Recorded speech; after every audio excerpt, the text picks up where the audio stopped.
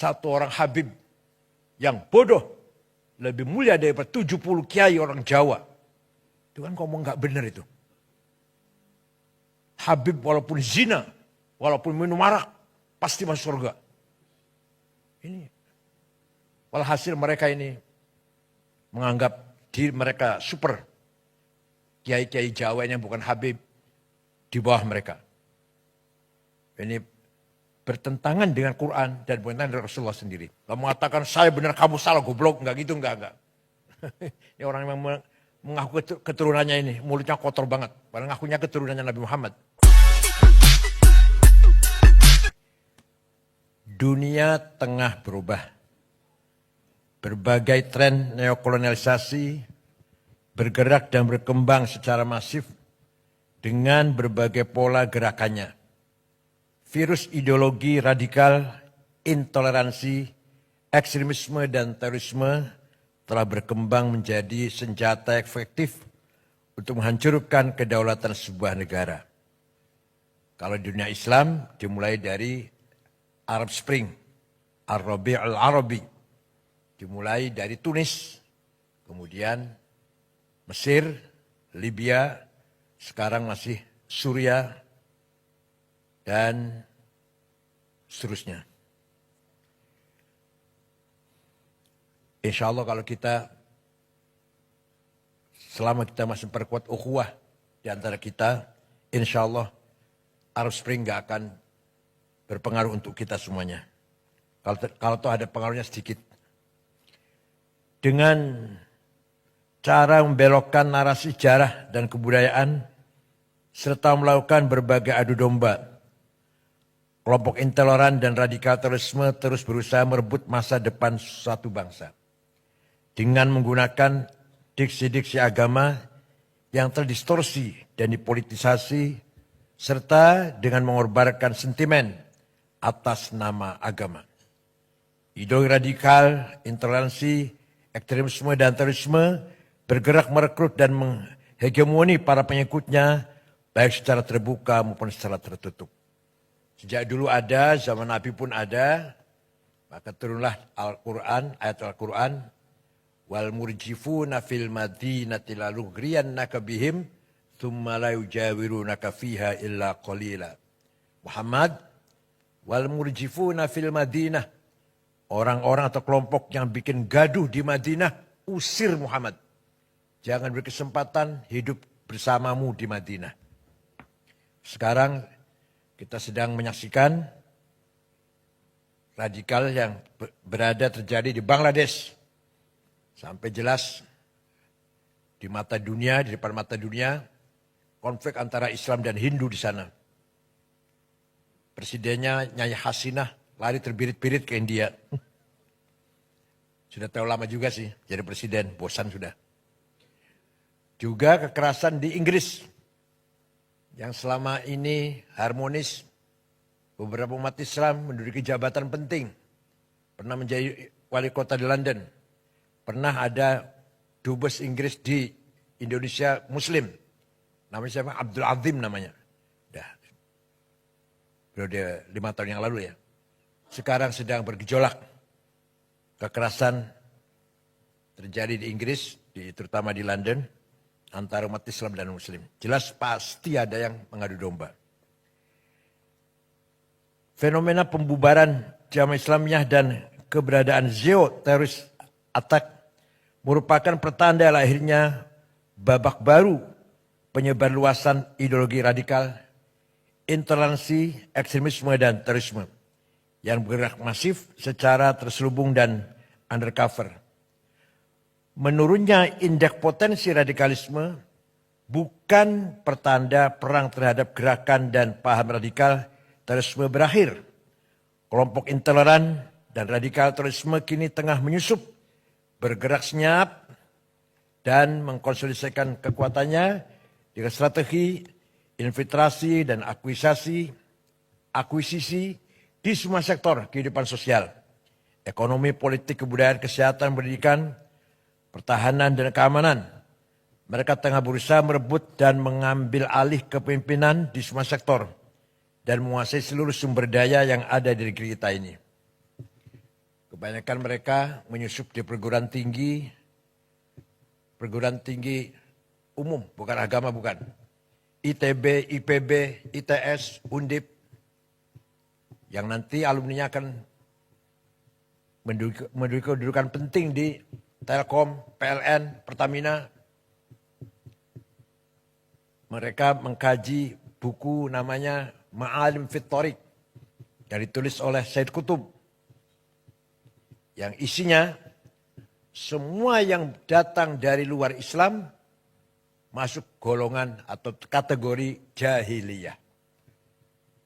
Kalau jahiliyah harus kita perangi. Termasuk nasionalisme ada jahiliyah. Pancasila jahiliyah. Undang-Undang Dasar 45 jahiliyah. DPR tauhid. Pemerintah ini kafir. Harus kita perangi. Itu doktrin kelompok tarbiyah yang ada di mana-mana. Bahkan di pengajian-pengajian keluarga, ibu-ibu, istri-istri, polisi, tentara di perumahan-perumahan. Bahkan mereka khutbah di kantor-kantor pemerintah malah isinya mengkafir-kafirkan pemerintah. Padahal khutbahnya di BUMN padahal. Di DPR ini pernah dibahas nggak Pak Anwar Sanusi?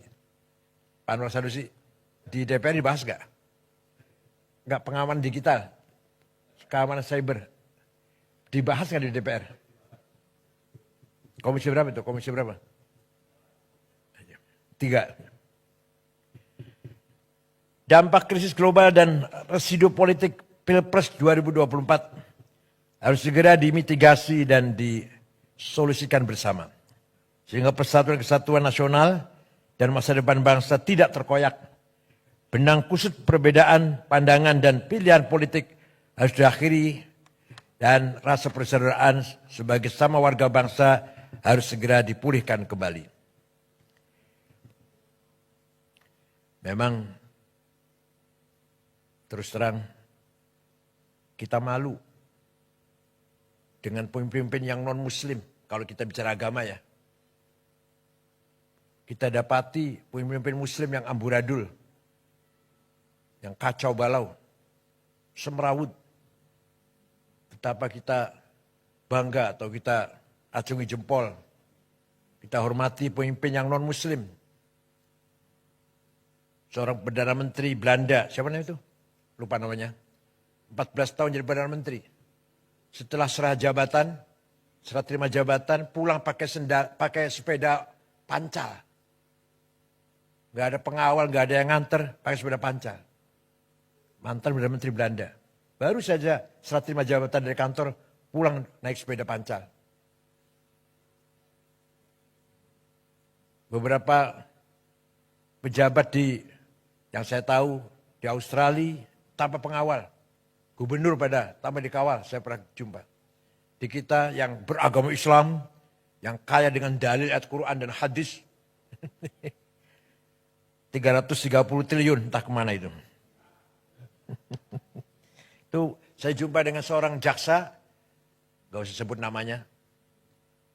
Kalau dibuka sebenarnya 1000 triliun, bukan 330. Sebenarnya 1000 triliun kerugian negara di tambang timah itu. Padahal beragama Islam padahal. Arsenal jamaah lagi. Momentum 17 Agustus di depan mata. Maknai kemerdekaan Indonesia harus lebih bisa dimaknai sebagai momentum untuk melakukan refleksi, evaluasi dan menyusun rencana aksi guna mewujudkan cita-cita kemerdekaan Indonesia. Kalau dalam bahasa Arab, muhasabah, introspeksi. Kemudian kalau kita menjumpai kegagalan, mu'atabah, blaming self. Jangan nyalakan orang lain. Kemudian ke depan, muraqabah. Tetap kita membangun optimis. 17 Agustus adalah momentum mensyukuri nikmat kemerdekaan. Dengan mengisinya, meningkatkan pelayanan dan pemihakan terhadap nasib dan masa depan rakyat Indonesia. Bukan sekedar perayaan pesta pora yang menghabiskan 87 miliar.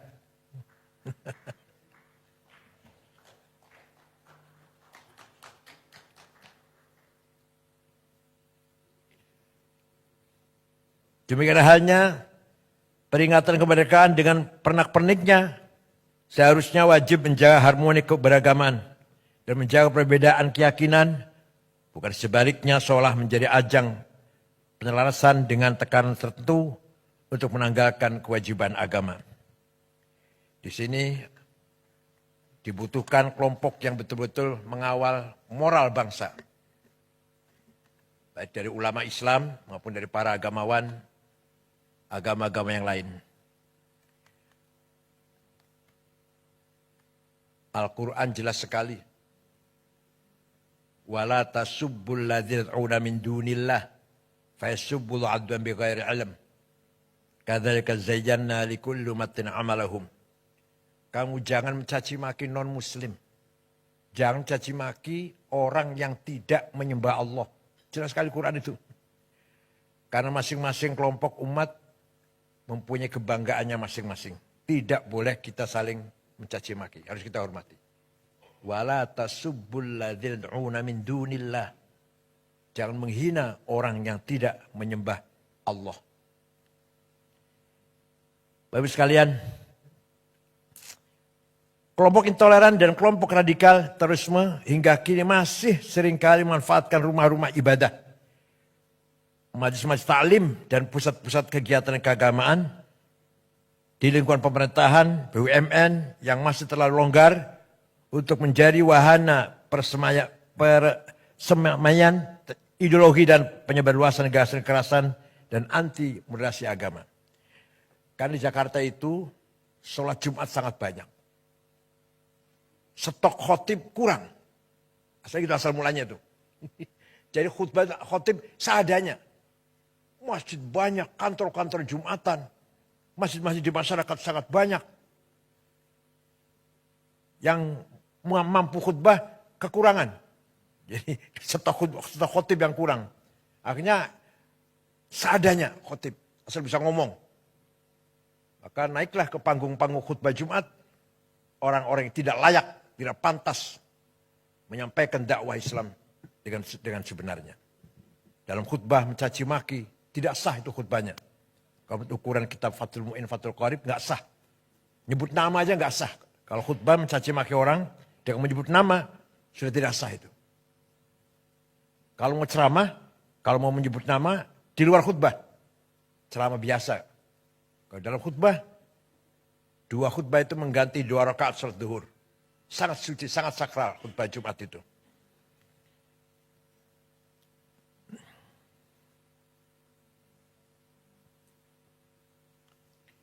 Rumah-rumah ibadah,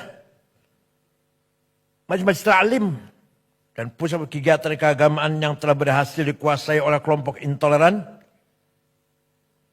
seringkali berubah fungsi dari yang seharusnya menjadi pusat ketaatan dan pusat peradaban yang menyebarluaskan kasih sayang, kemanusiaan, dan menggerakkan kemajuan, berubah menjadi pusat penyebarluasan kebencian, kekerasan, konflik, dan perpecahan. Kalau di Indonesia memang yang banyak berbuat begini yang orang Islam.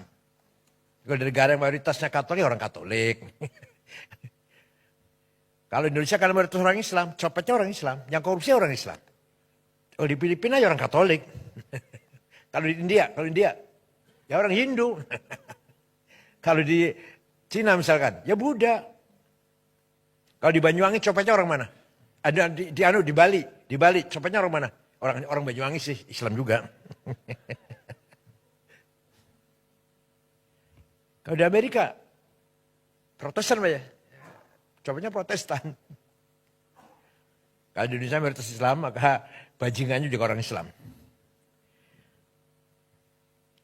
Rasulullah SAW juga jauh-jauh hari telah mengingatkan kita semuanya agar jangan sampai rumah-rumah ibadah beralih fungsi menjadi fungsi yang sia-sia atau bahkan berfungsi destruktif bagi masyarakat, bangsa, dan negara.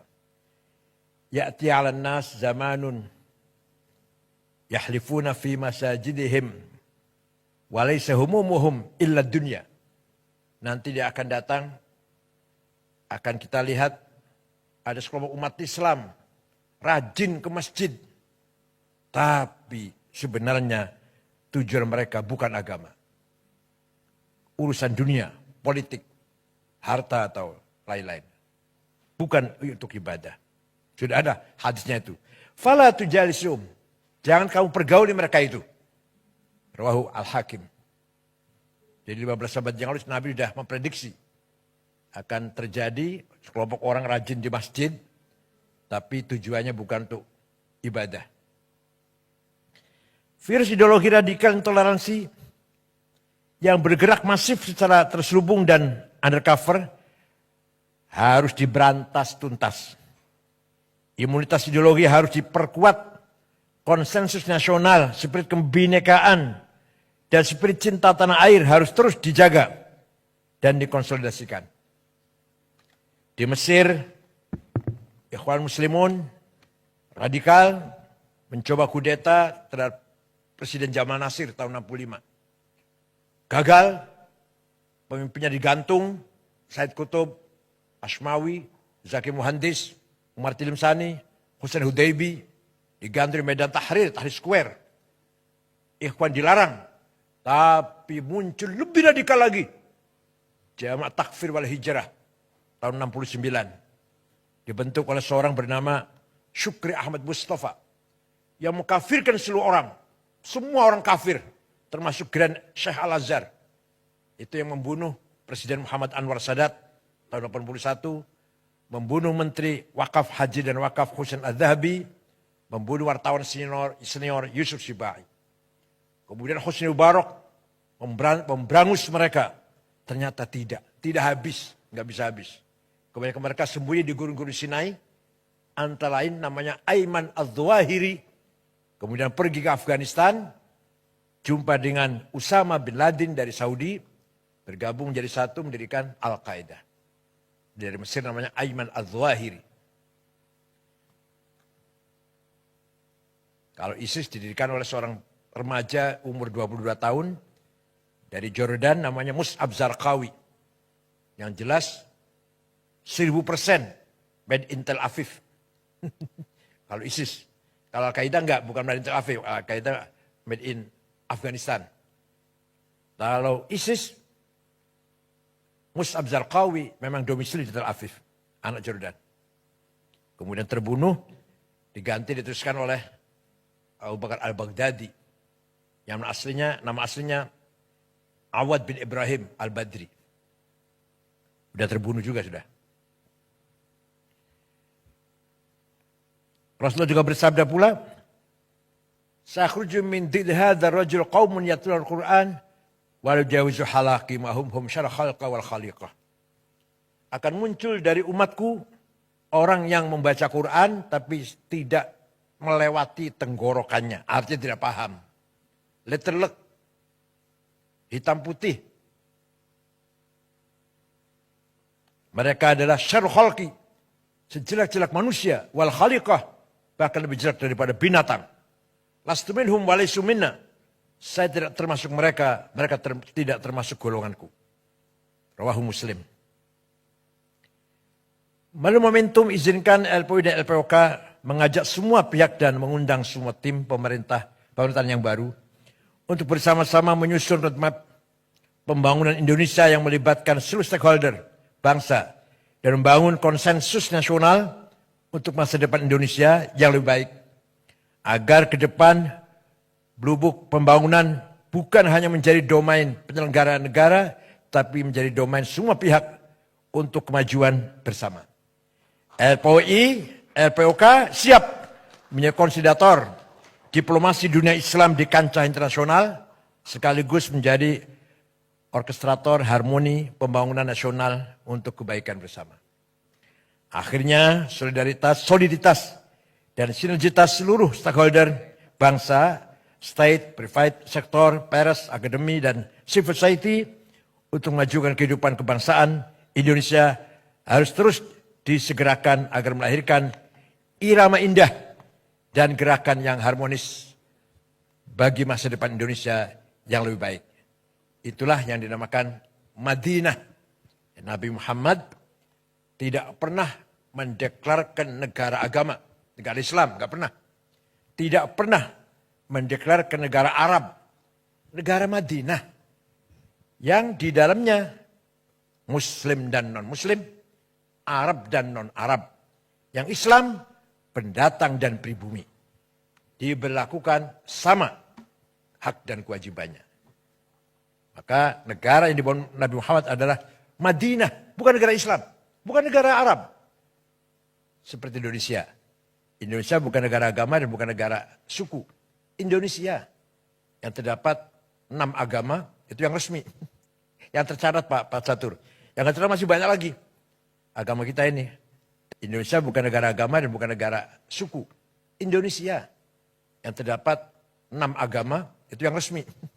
Yang tercatat Pak Catur. Yang tercatat masih banyak lagi. Agama kita ini.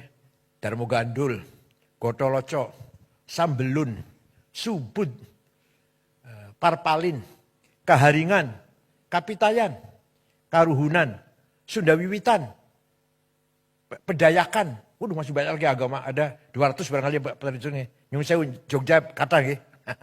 Di Jogja banyak, di Jawa Tengah. Yang formal, yang resmi aja 6 agama. Islam, Katolik, Kristen, Hindu, Buddha, Konghucu. Bukan negara agama Indonesia ini. Bukan negara suku, bukan negara Jawa, Sunda, Batak, Dayak, Madura, bukan. Indonesia. Yang di dalamnya ratusan suku. Berapa? 400 ya? Lebih suku ya? 400 lebih suku dan 1000 lebih bahasa yang harus kita jaga bersama. Kebinekaan harus kita jaga bersama. Nabi Muhammad ketika menerima tamu Kristen Najran dihormati, kemudian Nabi mengatakan, "Qul inna aw iyyakum la'ala hudan aw fi dhalalim mubin." Ayo kita duduk bersama, bincang-bincang, entah aku atau Anda yang benar. Coba. Gak mengatakan saya benar kamu salah goblok, enggak gitu, enggak. Ini orang yang mengaku keturunannya ini, mulutnya kotor banget. Padahal ngakunya keturunannya Nabi Muhammad. Nabi dulu, mari kita duduk bersama, ayo kita bincang-bincang. Inna kami au iyakum atau Anda, atau inna au iyakum, kami atau Anda, la'ala hudan, yang benar, au fi dhalalim bin, atau yang tidak benar. Ayo kita ngomong-ngomong. Itulah sikap Nabi Muhammad ketika menerima tamu Nasrani Najran. Dan ketika Raja Ethiopia, Najasyi, meninggal dunia beragama ortodok, Nabi Muhammad salat gaib. Mengajak para sahabatnya salat gaib. Menyalati kematian Raja Ethiopia yang ortodok. Ketika ada jenazah lewat, Nabi berdiri. Sahabat mengasih tahu, itu jenazah Yahudi Rasulullah. Iya, saya tahu. Itu yang lewat ini jenazah Yahudi, saya tahu. Tapi mari kita hormati orang yang akan menghadap Tuhan. Itulah contoh-contoh yang sangat luar biasa dari akhlak yang mulia dari Rasulullah SAW. Kenapa kita umatnya amburadul, carut marut, gak karu-karuan. Terutama di Indonesia ini, yang jauh dari nilai-nilai akhlak Rasulullah SAW, bahkan yang mengaku keturunannya, mulutnya kotor, caci maki sana sini. Saya mengatakan, satu orang Habib yang bodoh, lebih mulia daripada 70 kiai orang Jawa. Itu kan ngomong gak benar itu. Habib walaupun zina, walaupun minum arak, pasti masuk surga. Ini walhasil mereka ini menganggap diri mereka super. Kiai-kiai Jawa ini yang bukan Habib di bawah mereka. Ini bertentangan dengan Quran dan bertentangan dengan Rasulullah sendiri. Inna akramakum indallahi atqakum. Yang mulia di mata Allah adalah yang paling bertakwa. Tidak pandang turunan siapa. Saya kira itu, mohon maaf kalau terlalu panjang. Mudah-mudahan pertemuan ini menambahkan khazanah perbendaraan peradaban kita. Selamat datang Pak Sony, dan insya Allah kedatangan Pak Sony akan bermanfaat untuk kemajuan LPUI dan LPOK. Syukran wa dumtum fil khair barakati wan najah. Wassalamualaikum warahmatullahi wabarakatuh.